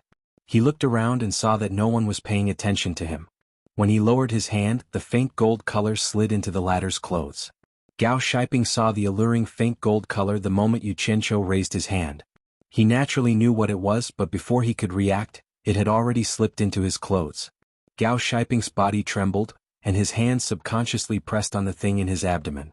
His eyes flashed as he stared at Xianxia. The temptation of a high-grade spirit stone was too great, and he was considering whether or not to accept it. As a core formation stage cultivator, he could only receive 25 middle-grade spirit stones every month. A high-grade spirit stone could last him for 4 months. Although he was the supervisor of the spirit stone mine, he had never dared to take a spirit stone from here. If someone found out, the consequences would be unthinkable, especially since there were 3 nascent soul stage elders guarding this place. Gao Shiping lowered his voice and said, "It's my duty to take care of Junior Brother, but Junior Brother was sent here by the sect to do hard labor.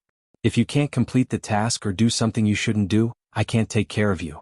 After all, there are 3 elders here and there are some things that I can't decide." Hearing the meaning behind his words, Gao Shiping could take care of him, but there were some things that he could take care of and some things that he couldn't. For example, if he couldn't complete the task, or if he stole or absorbed spirit stones. Damn it. He had the heart of a thief but no guts. Xianxia rubbed his nose, and patted Gao Shiping's hand that was pressing on his abdomen. He smiled and said, "Senior Brother, don't worry. I definitely won't do anything that would make things difficult for Senior Brother. I just want to live a little more freely here. I believe that this won't make things difficult for Senior Brother." Gao Shiping was still a little hesitant, and the supervisor shouted, "Yu Qianshou, the task is completed, and you have received 500 low-grade spirit stones. Come over and be inspected." "Senior brother, don't worry," Yu Qianshou said softly and walked over. The supervisor took a bronze mirror and looked at it, and didn't find anything unusual. Gao Shiping, who had been watching the scene, let out a sigh of relief, and shouted to the supervisor, "Watch it closely." After saying that, he walked over to Yu Qianshou and smiled, "Junior brother, you got more than 500 low-grade spirit stones on your first mining trip. I've been here for so many years and this is the first time I've seen something like this. I really admire you." He wasn't being polite. If he included the top-grade spirit stone that he collected, it would be 10,500 low-grade spirit stones. This was something that had never been seen among the newbies. Luck, pure luck. I just happened to come across a good vein," Yu Qianshou said modestly. The two of them chatted and laughed as they left, and the others looked at them in disbelief. Gao Shiping had always been secretly called Butcher Gao, and countless miners had died in his hands. When had they ever seen him being so nice to the miners? "Tomorrow I'll find a clean place to stay. Leave this matter to me." After Butcher Gao came, the way the three of them looked at Yu Qianshou changed greatly. They became much more reserved and they no longer dared to touch his buttocks. Yu Qianshou understood what was going on. He looked at the three of them and noticed a bloody wound on Shi Xiaoyan's back. Clearly he was whipped by the wolf fang whip. He couldn't help but ask, "Shi Xiaoyan, what happened to your back?" Hearing him called, Shi Xiaoyan quickly got up and replied to his martial uncle. After seeing the relationship between Yu Qianshou and the Lord Warden, he didn't dare to act like he did before. It turned out that Shi Xiaoyan was still short of 100 low-grade spirit stones for this mission. According to the rules, he had to be whipped by the wolf fang whip. This injury was a punishment. Seeing him speak, Yu Qianshou asked a few more questions. Shi Xiaoyan answered them one by one. Speaking of which, Shi Xiaoyan was quite unlucky. His family was originally a noble in the Wuxia Empire. Because of his good innate talent, he was fancied by a certain core formation stage cultivator in Guangcang, who wanted to take him as a disciple. In the Wuxia Empire, cultivation was a blessing that could only be encountered by chance. Naturally, his family happily agreed to take him as a disciple.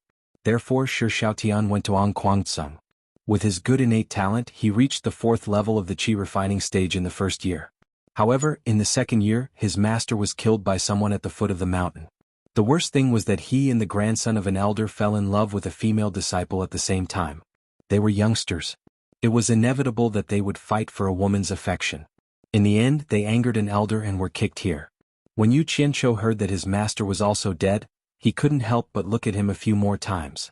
When he talked about fighting for a woman, he couldn't help but laugh. When he looked at Shi Xiaoyan again, he felt a sense of sympathy. Therefore he wanted to help him. "Tomorrow you and I will go dig for spirit stones together."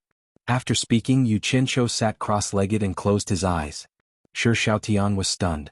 Although he was unwilling, he didn't dare to say anything. Until many years later, when he thought back to that night, he couldn't help but lament that fate played a huge joke on him. From that night onwards, his fate took a complete turn. The next day, Yu Qianshou, who was sitting cross-legged and meditating, fell asleep at some point. In his dream, he was intimate with a certain someone who was bathing in the forbidden area. He probably heard the story of Shi Xiaoyan's jealousy, and dreamed of it at night. Otherwise, how could the fairy sister he hadn't dreamed of for a long time appear again? When he woke up with a yawn, the sun was already high in the sky. Wiping away the saliva at the corner of his mouth, Shi Xiaoyan's dirty face couldn't hide the anxiety in front of him. Looking at the other two people in the cave, Yu Qianshou smiled in satisfaction. He would never mistreat those who listened to him. "Martial uncle, you're awake. It's almost noon. Let's hurry." In fact, Shi Xiaoyan had wanted to leave long ago. If it wasn't for the relationship between Yu Qianshou and Gao Tufu, he wouldn't have seen him now. Looking at the two sets of mining tools in front of him, Yu Qianshou grunted and walked out empty-handed. Shi Xiaoyan picked up the two baskets and followed. Although Yu Qianshou didn't say anything, he nodded in his heart. If Shi Xiaoyan didn't even know how to look at things, then he wouldn't be worth his help. The area around the spirit stone mine had long since become empty. Apart from some guards, only a few people could be seen at the entrance of the mine. "Junior brother, you really made me wait." Gao Shiping, who was at the entrance, laughed when he saw the two people walking over. Yu Qianqiu also waved his hand, walked over and said with a smile, I don't dare to trouble senior brother. It's just that I drank too much yesterday and I'm a little tired, so I overslept. This is? Gao Shiping looked at Shi Xiaotian who was behind him and asked in confusion. Yu Qianqiu sighed, there's strength in numbers. I've specially found someone to help me. I believe we'll be more confident in completing the task. I believe in junior brother's ability, and you definitely won't disappoint me. Perhaps only Yu Qianqiu could understand the deeper meaning behind Gao Shiping's words. Gao Shiping then took out something wrapped in a banana leaf and said, Junior brother, you'll probably be in there for another 3 days. This is some food. Junior brother, bring it in to eat. Smelling the aroma of meat, Yu Qianqiu accepted it with thanks. The other supervisor's eyes almost popped out of their sockets. Since when did Butcher Gao become so meticulous? Some even suspected that the two of them had homosexual fetishes. The other supervisors also addressed them as Martial Uncle Yu affectionately. After inspecting the two late miners, they let them into the cave. Even Shi Xiaotian benefited a lot from following behind him, and the cold and emotionless Butcher Gao actually nodded and smiled at him. This was really something that only happened once in 1,000 years. Yu Qianqiu slowly walked towards the deepest part of the mine.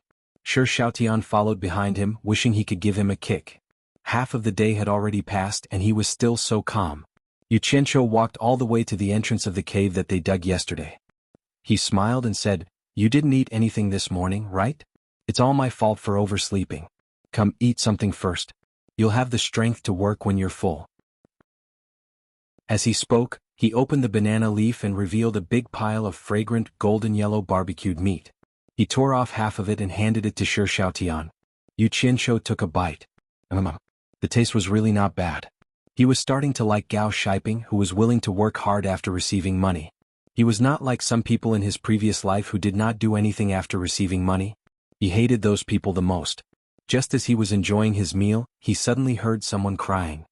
He saw Shi Xiaotian holding the large piece of barbecued meat and crying. Yu Qianqiu was taken aback.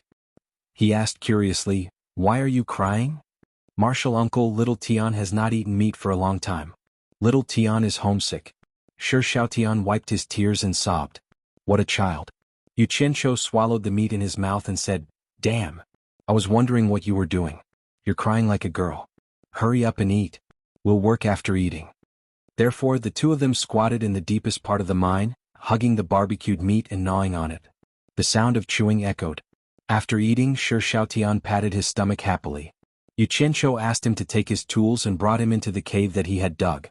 When Shi Xiaotian saw the exposed spirit stones all around the cave walls, his eyes immediately widened in disbelief.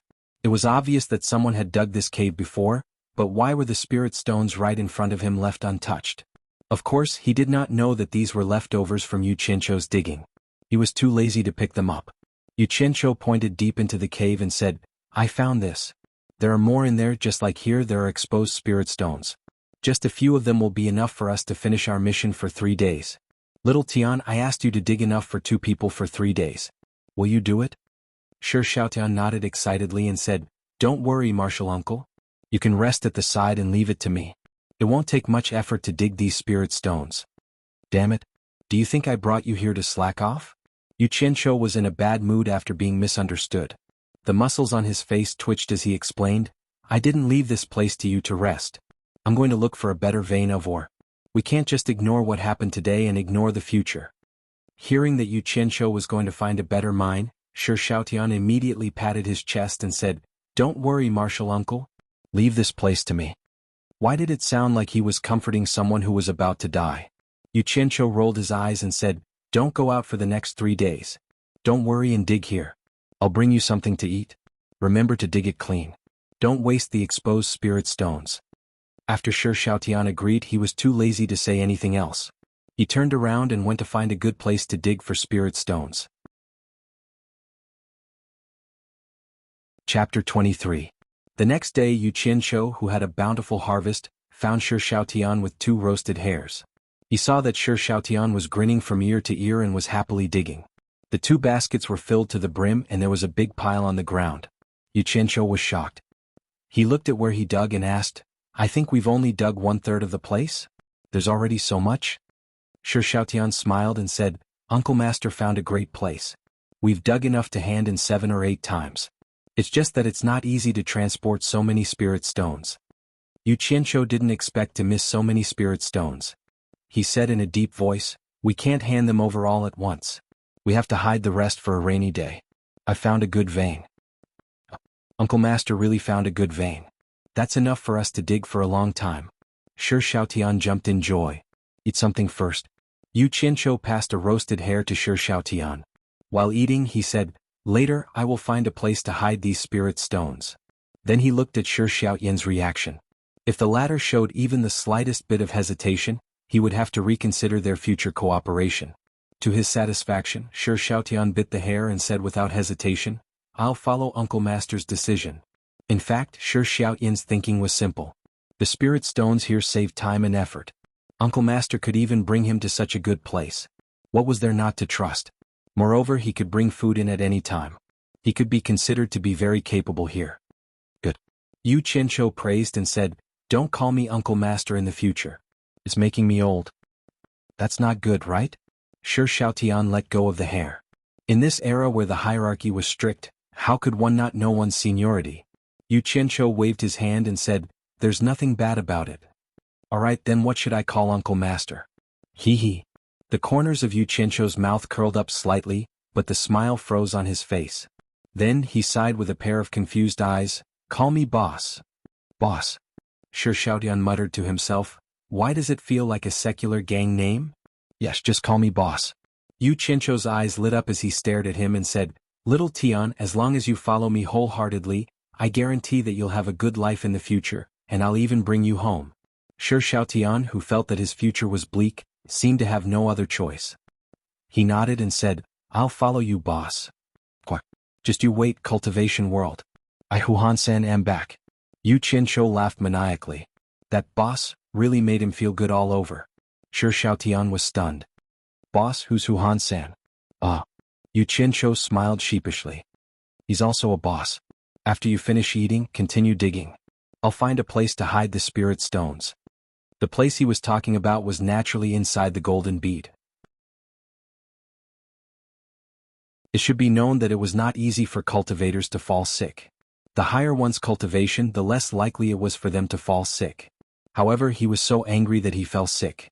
His senior and junior brothers naturally knew the ins and outs of what happened that day. They did not know whether to laugh or cry and scolded Yu Qianzhou for being a scoundrel. At this moment, another accident happened. It turned out that Wu Baoru, who was still ill, could not be angry. The moment he got out of bed, he heard many disciples discussing his despicable and shameless behavior. They were all talking about how he bullied Yu Qianzhou. The rumor spread like wildfire. Wu Baoru was so angry that he vomited blood on the spot and fainted again.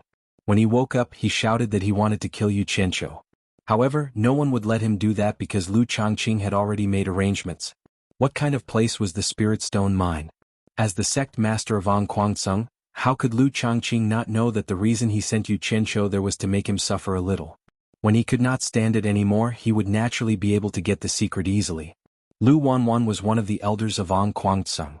Today he was entrusted by the sect master to look for Yu Qianzhou at the Spirit Stone Mine. Before he left, he brought a few outstanding disciples and grand disciples with the purpose of letting everyone gain experience. Among them was Yu Qianzhou's fairy sister, Chu Ping'er. Hearing the news, Gao Shiping hurriedly used his qi to dispel the smell of alcohol and hurriedly welcomed them. Lu Wanwan did not reveal the main purpose of this trip. He only told him to bring his disciples to gain experience. Gao Shiping, who thought that the elders were here to inspect the work, heaved a sigh of relief. He immediately nodded and bowed as he personally led everyone to explain. When they saw the few sets of torture tools in the mine, everyone sucked in a breath of cold air, especially when they saw the legendary Wolf Fang whips of the Spirit Stone Mine. The ferocious barbs on the whips were frightening. Anyone could see that the dark red color on the whip was dyed with blood. At the side, Chu Ping'er could not help but ask, "Martial Uncle Gao, will the newcomers also suffer from this whipping?" Gao Shiping did not know why she asked such a question. He laughed and said, "Very few newcomers can complete the task. Most of them will not be able to escape this calamity." After saying that, he led everyone to the miner's residence. In the dark and damp cave, a few miners huddled together and were sleeping on the ground. When Gao Shiping walked to almost every cave, he shouted, "Wake up!" The sleeping miners immediately jumped up as if it was a conditioned reflex. They stood together trembling with fear, not daring to make a sound. Looking at these skinny, dirty miners with tattered clothes, everyone could not help but sigh. Compared to Mount Qingguang, this place was simply hell on earth. They were all An Kuang-tsung disciples, but they did not expect the disparity to be so big. They all thought, in the future we must not end up like this. Lu Wanwan's purpose for coming here was to find Yu Qianqiu. Therefore he patiently followed everyone to look at the caves one by one. In the end, after looking at all the caves, he did not see Yu Qianqiu. Instead he saw many familiar faces. Although they were all disciples of the younger generation, they had all treated him with great respect. Now that they had become like this, he could not help but feel somewhat rueful. Chu Ping-er also had the same goal. She wanted to see how the scholar was doing, but she was also afraid of seeing an unsightly and miserable sight. She could not tell what kind of mentality she was in. In the end she did not see anything. She could not help but become even more worried. She thought, it's said that people dying in spirit stone mines is a very common thing. Could it be that he also, Martial Nephew Gao, are all the miners here? Lu Wanwan had some doubts in his heart and asked with a frown. Gao Shiping said respectfully, Martial Uncle, you know that some of the disciples have been taken care of by certain sect elders. Naturally it is not good to leave them here. If Martial Uncle wants to see them, please follow me. Seeing Lu Wanwan nod his head in agreement, Gao Shiping led everyone towards a row of wooden houses on the opposite side of the hill. Just as they walked up the hill, everyone smelled a strong smell of alcohol. Lu Wanwan turned his head to look and saw a young disciple sleeping soundly on a reclining chair while basking in the sun. He could not help but frown and ask, what's going on? Actually, when Gao Shiping walked up the hill, he discovered Yu Qianqiu who was basking in the sun. He was so scared that he broke out in a cold sweat and thought, my ancestor, didn't he change a good place for you to sleep? Of all places to sleep, you had to sleep here. This time I'm going to die because of you. Hearing Lu Wanwan's words, he hurriedly ran over and shouted, Junior Martial Brother Yu, Junior Martial Brother Yu, hurry up and wake up. The sect elders are here. Yu Qianqiu was sleeping soundly. He turned around and was unwilling to get up. Suddenly he heard someone say that the sect elders were here. In his mind he immediately thought of Wu Baoru and immediately had the urge to touch a brick. Unfortunately he did not feel anything. He immediately jumped up and shouted with sleepy eyes, damn it! Lingering around like a ghost, where is he? Where is he? My ancestor, please have mercy with your mouth. Gao Shiping almost shouted out loud. He hurriedly pulled him and said, Junior Martial Brother, stop shouting. He's right here. Chapter 24. It's Martial Uncle Yu? The disciples looked at each other. This was beyond everyone's expectations. Logically speaking, Yu Qianqiu should have been punished to do hard labor, and his fate should have been similar to those miners. At this moment Yu Qianqiu's clothes were bright, and his mouth was glistening with oil. His body reeked of alcohol, and there were a few flowers in his hair. He looked like he had just woken up, and it was obvious that he was living a comfortable life. Martial Uncle Lu. When Yu Qianqiu saw that it was Lu Wanwan and not Wu Baoru, he smiled and walked over to greet him. The flowers in his hair swayed as he walked, and it was very conspicuous. The disciples couldn't help but laugh. Gao Shiping didn't know whether to laugh or cry. Junior apprentice brother, pluck the flowers from your hair. Yu Qianqiu touched his head and realized that the flower he had placed on his head before he fell asleep was still on his head. He smiled awkwardly and threw it away. He then walked in front of Lu Wanwan and said with a sullen face, Martial Uncle Lu, please help me ask. When can I go back? This is really not a place for people to stay. I really can't stand it anymore. Lu Wanwan snorted, can't stand it? I don't think I've seen anyone sleeping in broad daylight on Mount Qingguang. As he said this, he coldly stared at Gao Shiping and asked, doesn't he need to do hard labor?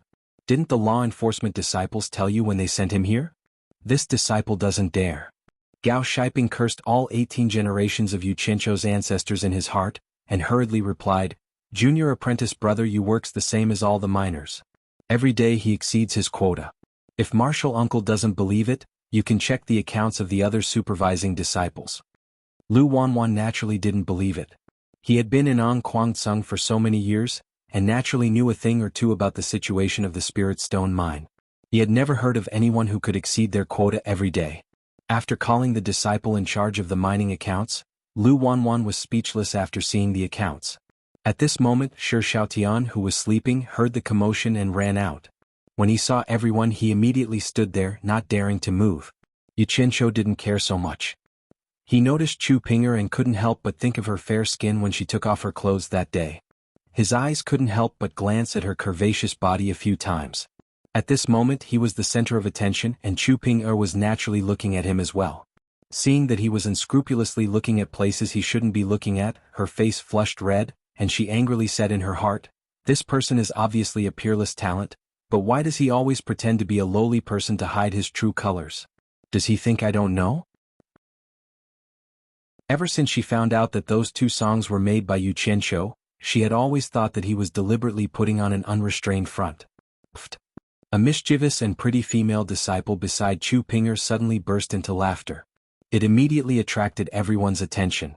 Yu Qianqiu praised in his heart. Although she was not as good-looking as the fairy sister, she was still a beautiful girl. Not bad. Not bad. Xuanhuan frowned and lightly shouted, "Xiar." However, the pretty female disciple didn't seem to be afraid of him at all. She pouted and said, "Grandpa, I just saw Shiji Chu Pinger blushing under Shu Yu's gaze, so I couldn't help but laugh." This person turned out to be Lu Wanwan's biological granddaughter, Lu Xiar. Look at what she said. Everyone's eyes immediately turned to the two of them. Chu Pinger's face became even redder, and she lightly pinched Lu Xiar. Misunderstanding, misunderstanding. Yu Qianqiu smiled awkwardly. Suddenly he was stunned and stared at Chu Pinger and said in surprise, "You are Chu Pinger?" Chu Pinger nodded lightly. Lu Xiar giggled and said, "Why? You must have heard of my Shiji's name. The two songs that Shiji composed are famous in the whole of Anquangsung." Seeing that the topic had changed, Gao Shiping, who was eager to hear it, also said in surprise, "So you are Shiji Chu Pinger? I have also heard of Shiji's talent here. I wonder when I will have the chance to listen to Shiji sing those two songs." Hearing this, even Lu Wanwan sighed and said, "This is not nonsense. Chu Pinger can really be considered as the most talented woman in Anquangsung.